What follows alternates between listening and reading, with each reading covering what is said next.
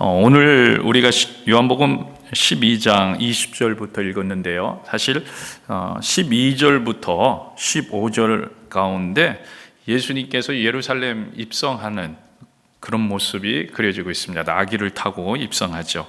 많은 사람들이요, 나귀 타고 입성하시는 예수님을 향해서 호산나, 그렇죠? 호산나 이렇게 찬송하리로다. 주의 이름으로 오시는 이여, 막 이렇게 이스라엘의 왕이 오신다고 막 환호를 했습니다. 근데 사실요, 준마가 아니라 나귀를 타고 들어오시는 그 모습이 어떤 분에게는 우스꽝스러웠을 수도 있겠는데, 근데 그 분위기 자체를, 전체적인 분위기 자체를 보면 우스꽝스럽지가 않죠, 전혀. 왜요? 이스라엘 백성들은요, 메시아를 기다리고 있었습니다. 이스라엘의 왕을 기다리고 있었어요. 근데 그들은 이스라엘의 왕이 왔다고 생각을 하는 거예요. 갈급해하고 간절했는데 예수님이 자기들이 기다리던 메시아라고 그들은 아주 굳게 믿었습니다. 그렇기 때문에 지금 막 이렇게 환호하는 모습은요, 그냥 막 놀리면서 아니면 그냥 이렇게 환영합니다 하는 정도가 아니라 정말 대단한 환호성이었어요. 여러분, 그 장면이 엄청나게 웅장했을 거라는 거예요. 왜 그렇습니까? 그들은 간절함이 있었는데 그들은 들어서 알고 있었습니다. 가장 최근에는 죽은 나사로가 살아났다는 거예요. 죽은 나사로가. 이건 메시아입니다. 이건 하나님이 보내주신 사람입니다. 이런 기적을 그 누구도 행할 수 없는 거예요. 그뿐만 아니라 그런 가운데 여기저기서 소문이, 그동안에는 관심 없었는데 관심을 갖게 하니까, 듣다 보니까 예수님이 그동안 하였던 사역들이 정말 놀라웠던 것을 알게 됩니다. 가나안에서 물이 포도주가 되는 가나의 혼인잔치 이야기를 누가 또 하는 거예요. 맞네. 정말 메시아네. 베데스다 연못가에서 38년 된 병자를 고치셨다는 이야기도 누가 또 합니다. 내가 봤어. 내가 함께 있었어. 그 자리에. 보리빵 5개와 작은 물고기 2마리로 5,000명을 먹이신 적도 있다는 이야기도 하고, 이럴 수가. 야, 맞네. 신납니다. 맞아요. 진짜 우리 드디어 우리가 기다리던 왕이 오셨. 그뿐만 아니야, 예수 물 위를 걸으셨다니까. 놀랄 노자입니다. 너무 놀라. 물 위를 걸으셨다고? 에이, 설마? 아니야, 진짜야. 나면서부터 소경된 자도 고치셨어. 내가 그 옆에 있어서 그 사람 어디 있을 건데? 말하면 뭐해? 저기 봐, 나사로가 살아났잖아. 죽었는데. 여러분, 그런 사람들이 모였어요. 호산나 다윗의 자손, 이스라엘 왕 오늘 오시는 이여. 사람들이 모여드는 거예요. 엄청난 사람들, 정말 많은 사람들이 많아요. 여러분, 예수를 죽이려고 했던 바리새인들조차도 이렇게 말할 정도입니다. 요한복음 12장 19절, 오늘 보면 바로 앞절이죠. 같이 한번 읽겠습니다. 시작. 바리새인들이 서로 말하되, 볼지어다 너희 하는 일이 쓸데없다. 보라, 온 세상이 그를 따르는도다. 온 세상이 그를 따른다. 엄청난 무리가 예수님을 따르고 있는 거예요. 호산나 하면서 그냥 한 12명, 15명, 한 20명이 이렇게 막 다윗성 입성할 때 이렇게 흔들고 그랬던 것이 아니에요. 종려나무 가지를 수 없는 사람. 예수를 죽이려던 바리새인들의 마음까지도 꺾일 만큼, 너희 하는 일이 쓸데없다 할 만큼 사람들이 예수님을 쫓았다는 거예요.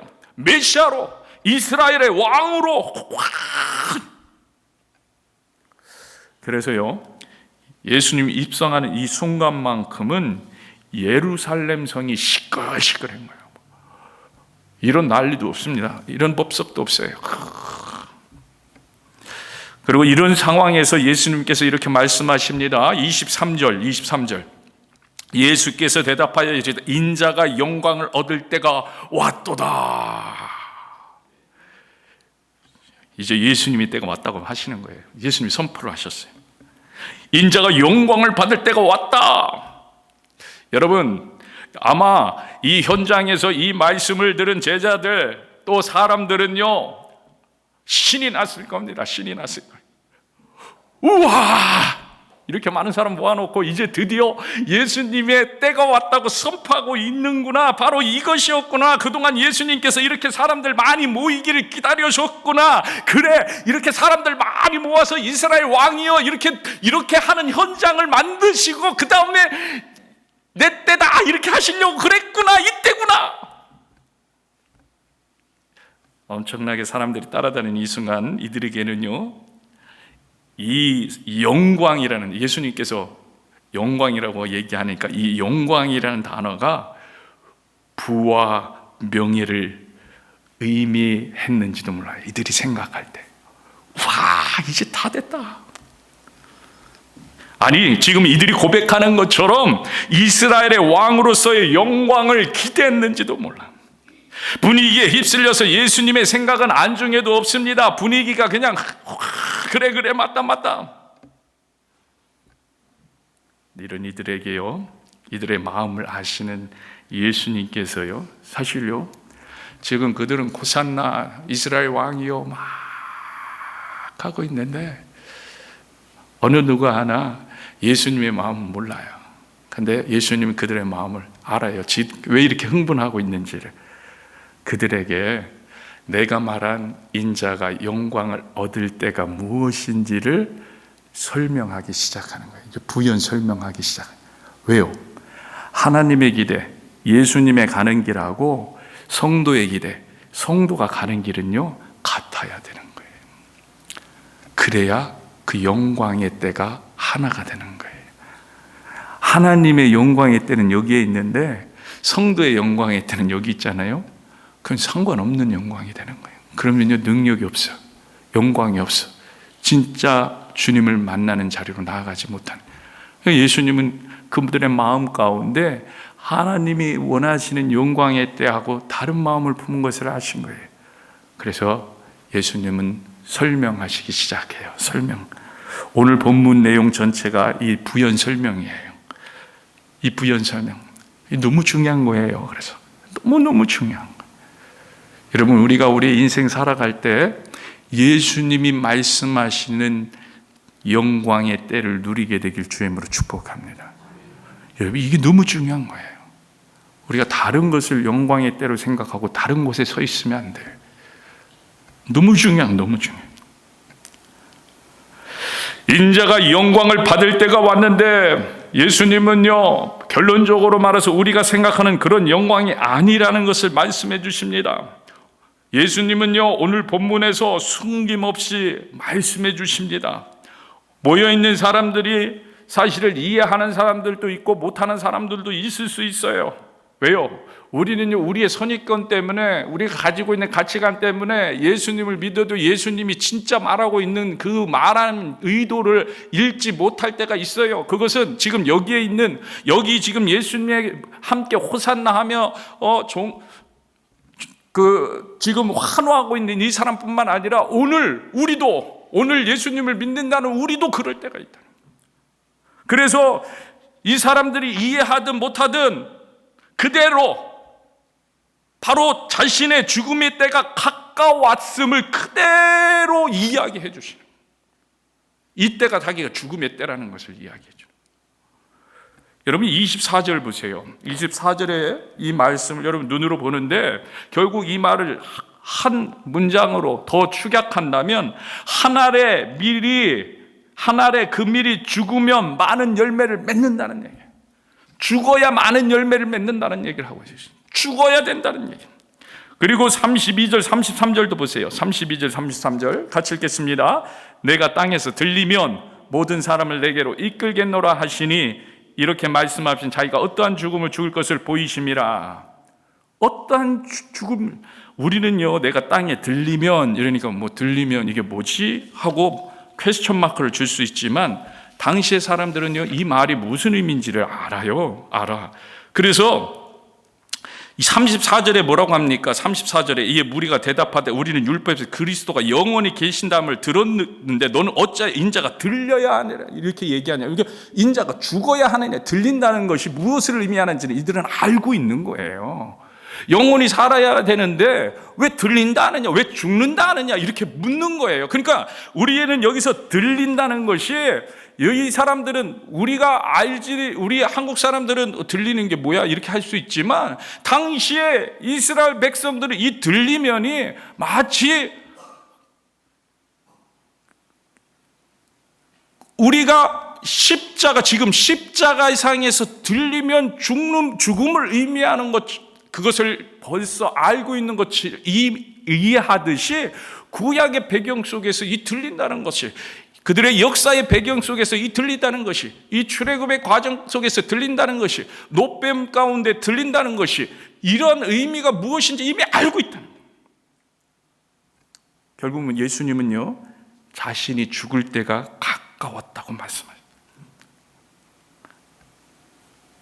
그런데 이 때를 예수님 무슨 때라고 얘기하고 있어요?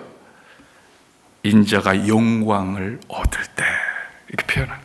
인자가 영광을 얻을 때가 죽음의 때. 여러분, 예수님이 처한 상황 보세요. 상황으로 보면요, 우리가 잘 알고 있듯이요, 죽음의 때입니다. 생명을 잃을 때입니다. 고통의 때입니다. 고난의 때입니다. 예수님이 그 사실을 모르고 있느냐? 잘 알고 있습니다. 누구보다도 잘 알고 있어요. 여러분, 요한복음 12장 27절 한번 보세요. 같이 읽겠습니다. 지금 내 마음이 괴로우니 무슨 말을 하리요? 아버지여, 나를 구원하여 이때를 면하게 하여 주옵소서. 그러나 내가 이를 위하여 이때에 왔나이다. 어떤 고난을 당하실지 알고 계십니다. 무섭습니다. 두렵습니다. 육체 안에 계신 예수님은요, 당하실 육체의 고난이 어떤 고난인지를 이미 알고 계셨어요. 아버지, 나를 구원하여 이때를 면하게 하옵소서, 이렇게 이야기할 정도로 정말 고통스러운 때입니다. 이게 당시 예수님의 심정이었습니다. 이것을 모든 사람 속에 있는 공통된 마음일 겁니다. 죽음은 어둡고 두렵고 슬픈 그런 부분들이 있습니다. 겟세마네 동산에 올라가셔서 기도하실 때도 예수님은요, 고민하고 슬퍼하셨다고 성경은 말씀해 주십니다. 인간 예수가 가질 수 있는 그 마음, 물론 거기에는 제자들을 향한 마음도 있고 이 땅을 향한 마음도 있고 정말 많은 복합적인, 우리가 생각하는 그런 인간적인 것보다도 더 많은 내면의 고통이 있으셨겠지만, 그러나 그럼에도 불구하고 오늘은 분명히 말씀하십니다. 내 마음이 괴로우니. 성경은요, 내 마음이 심히 고민하여 죽게 되었으니, 이렇게 겟세마네 동산에 계신 예수님의 마음을 표현하고 있습니다. 심히 고민하여 죽게 되었을 정도로 그 고통은 말할 수 없었습니다. 여러분 생각해 보세요. 우리가 사실 죽음의 딸을 몰라서 이렇게 살고 있지요. 그렇죠? 이제 내일 내 죽음의 날이다, 이렇게 정해져 있다. 여러분에게 죽음의 날이 다 정해져 있다고 생각해 보세요. 그러면 속 시원할 것 같으세요? 아니요. 아마 엄청난 불안과 초조함이 우리에게 닥쳐올 겁니다. 날이 가까워야 질수록. 이거 어떻게 죽는 거지? 가만히 있다가 이렇게 죽는 건가? 아니면 가만히 누워 있다가 몇 시, 날은 아는데 몇 시인지 모르는데 그냥 가만히 이렇게 있다가, 아니면 사람들을 만나서 인사하고 죽을까? 아니면 가족들을 불러갖고 내가 그냥 죽는 날이니까 같이 이야기하면 죽을까? 불안할 거예요. 근데 그것도 그냥 죽는 것이 아니라 십자가 위에서 갈개갈개 찢겨져 죽는다고 생각해 보세요. 예수님 다 아시는데. 그리고 그 뒤에 제자들이 남아서 어떻게 될 거를 다 아는데,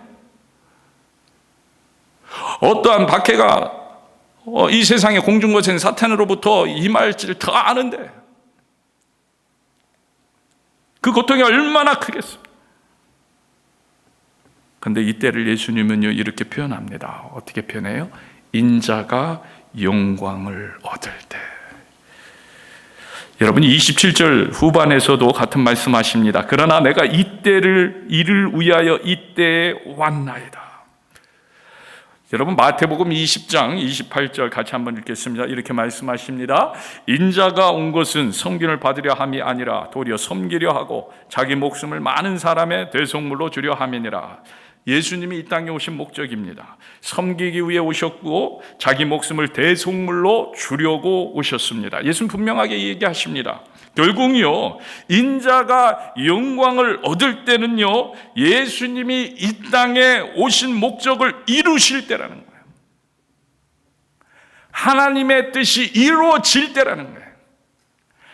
예수님조차도 하나님의 뜻 가운데 서 있을 때가 영광을 얻을 때라는 거예요. 하나님과 같은 길을 갈 때 영광이 임한다는 거예요. 하나님의 길과 다른 곳에 서 있으면 안 된다는 얘기를 하고 계시는 거예요. 예수님조차도 하나님이 원하시는 그 자리에 그대로 서 있었다는 거예요. 그게 비록 어려운 길이었고, 그게 비록 슬픈 길이었고, 그게 고통의 길이었고, 그게 아픔의 길이었고, 그게 고통스러운 길이었고, 걱정하는 길이었고, 불안한 길일 수 있지만,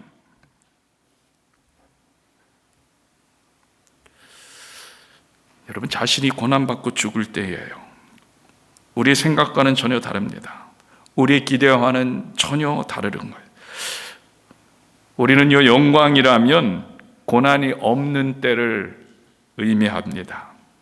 우리는 영광이라면 다른 사람보다 더 나은 삶을 살 때를 말합니다. 우리가 말하는 영광이라 하면 높은 명예와 지혜를 말합니다. 우리가 기대하는 영광이라 하면 부하고 풍요롭게 사는 것을 말합니다. 이게 우리들이 생각하는 영광입니다. 그런데 예수님은 그것이 기준이 아니라고 말씀하십니다. 영광은 하나님의 목적을 이루는 삶이라는 분명한 말씀을 그는 삶으로 보여주고 있는 거예요. 삶으로. 이 영광은 주님의 뜻대로 사는 삶이라고 예수님은요, 삶으로 보여줍니다. 예수님도 어려웠어요. 예수님도 심히 고민되는 상황이 있었어요. 예수님도 하나님 앞에 기도하면서 나를 이 상황 가운데 구원해 달라는 기도를 드릴 정도였어요. 그러나 그럼에도 불구하고 하나님의 요청을, 뜻을 기억하고 갑니다. 그것이 비록 죽음을 향한 길이라도 그것이 하나님의 뜻이라면 그것이 영광이라고 말씀하시면서 그 길을 가십니다. 내가 지금 비록 어려움에 처해 있고 삶이 쪼달리고 시간에 여유가 없는 그런 삶을 살고 있더라도 하나님만을 바라보면서 주님 앞에 깨어서 주님이 명하신 이 땅을 향한 나의 분바신 목적을 이루어가고 있다면 여러분, 그것이 영광이라는 거예요. 여러분의 삶이 영광 가운데 있다는 거예요. 하나님의 뜻이 이루어지는 그때가 영광의 때임을 믿습니다. 여러분, 제가 알고 있는 한 분이요, 처음에 이제 미국에 이민 와서 너무나 어려웠다는 거예요. 너무나 돈이 없었다고 합니다. 너무나. 사실요, 한국에서는 큰 비즈니스를 하시는 그런 분이셨어요. 정말 큰 비즈니스. 근데 갑자기 그 IMF 때, 여러분 잘 아시죠? IMF 때 좀 어려워지셔가지고 이민을 오게 되셨어요. 그러니까 어떻게 보면은 그냥 몸만 오신 거예요. 몸만. 교회를 갔습니다. 근데 하나님 앞에 헌금을 하고 싶은데 헌금할 돈이 없는 거예요. 여러분, 이 정도로 힘들었다는 거예요. 하나님께 헌금을 하고 싶어서, 여러분 혹시 이 마음 아세요? 하나님 앞에 헌금하고 싶은데 돈이 없는 마음. 여러분, 이 마음은요, 느껴본 사람만 알 수 있는 마음입니다. 이 심정이 어떤 건지.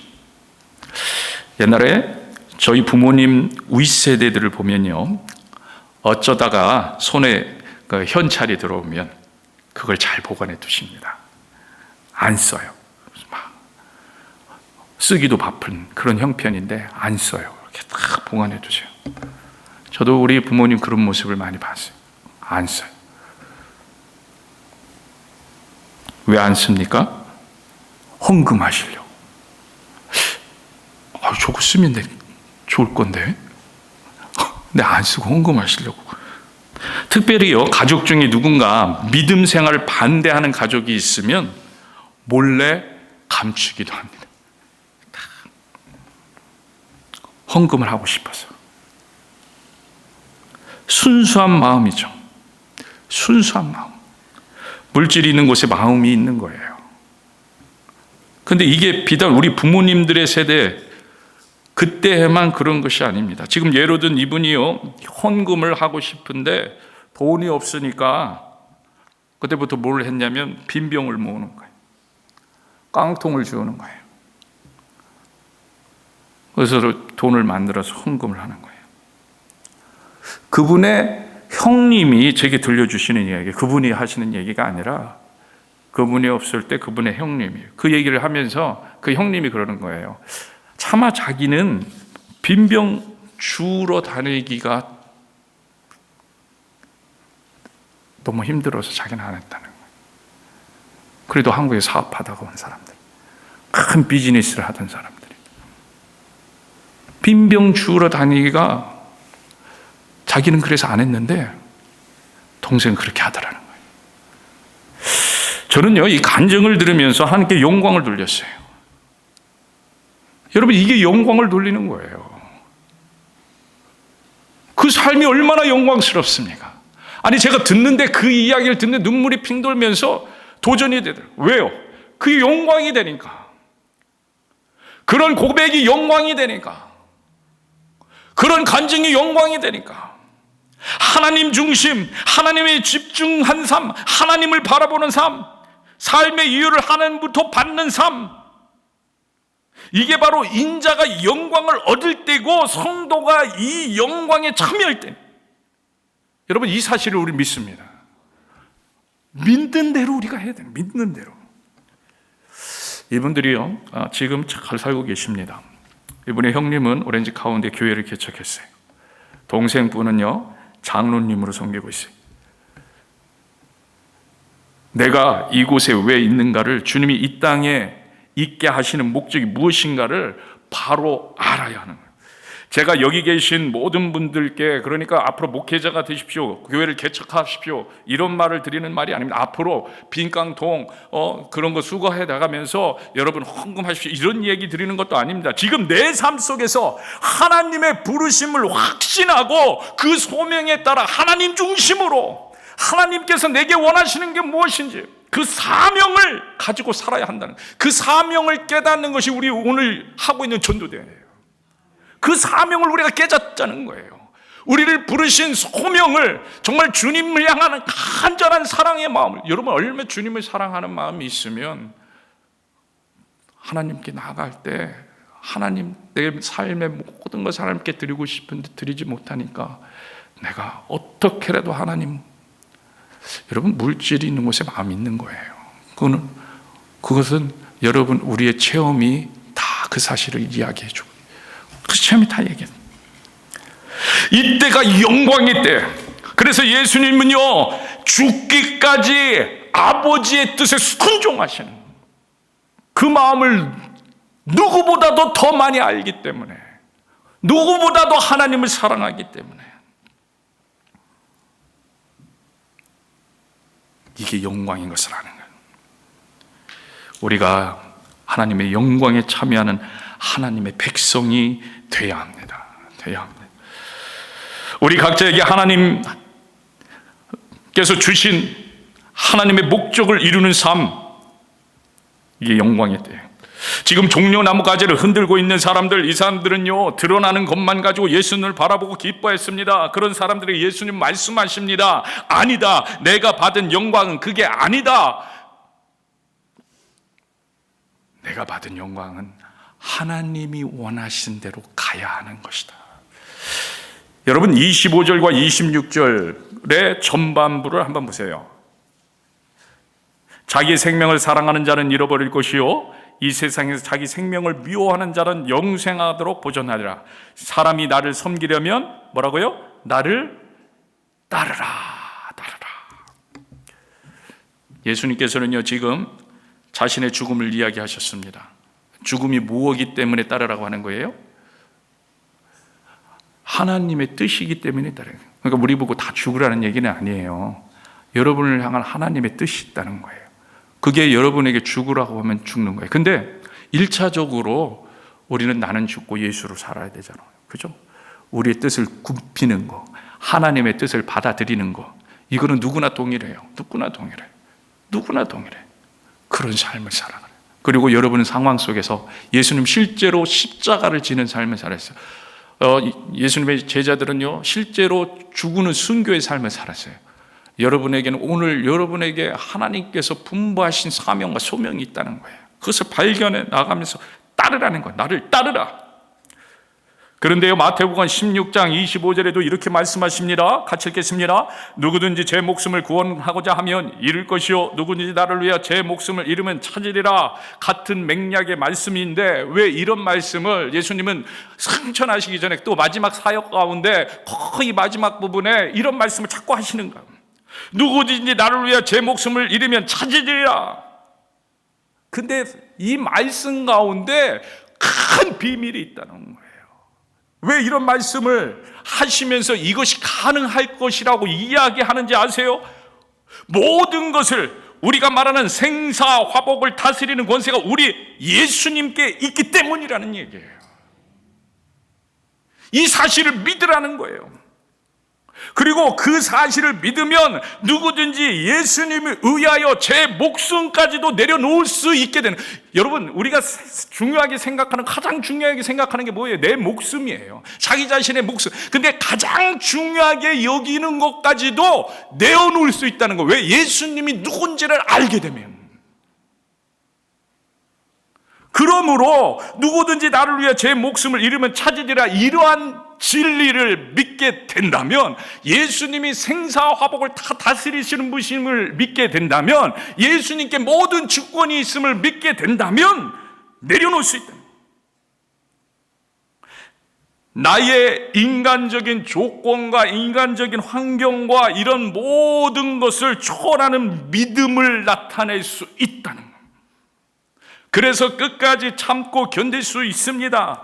주님의 말씀만 의뢰할 수 있습니다. 주님께만 묻고 주님만을 바라보고 주님만을 쫓는 그런 삶을 살 수 있습니다. 왜? 이것이 되면 누구지 나를 위해 제 목숨을 잃으면, 이 말을 하니까 그래? 우리가 예수님 위해서 목숨. 여러분, 우리가 예수님 위해서 목숨을 잃을 수 있는 그런 위대한 사람들인가요? 아니에요. 오히려 그 믿음은 결국은 주님께서 다 다스려 주신다는 믿음을 가지고 있기에 드리는 거예요. 이 믿음을 얘기하는 거예요. 나를 신뢰하지 않고 믿음 위에 나를 세우는 것을 말하는 거예요.